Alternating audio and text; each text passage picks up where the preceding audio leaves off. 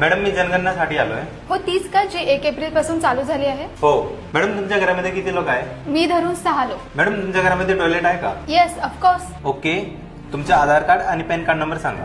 SANJA 2005 and Aadhaar number 11256900. Okay madam, झालं. फक्त तुमच्या मोबाईलवरती एक OTP येईल ते सांगा. 1 मिनिट, कसला OTP देते? काही नाही, जनगणनेसाठी आलेत. झाले सर्व, फक्त OTP राहिला. OTP कशासाठी पाहिजे तुम्हाला? सर तुम्ही सरकारी कामामध्ये अडचण आणू नका.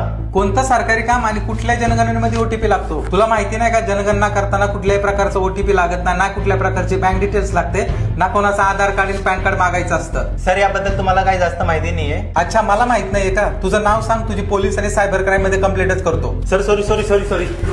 तुम्ही पण सेन्ससची आणि जनगणनेची ही माहिती लक्षात ठेवा आणि तुमच्याकडे कोणी जनगणनेसाठी आलं तर त्याला OTP शेअर करू नका, आधार कार्ड पॅन कार्ड देऊ नका, नाहीतर ही चूक तुमची असेल, सरकारची नाही. आणि हा व्हिडिओ जास्तीत जास्त नागरिकांपर्यंत शेअर करा. सतर्क राहा, स्कॅम पासून वाचा.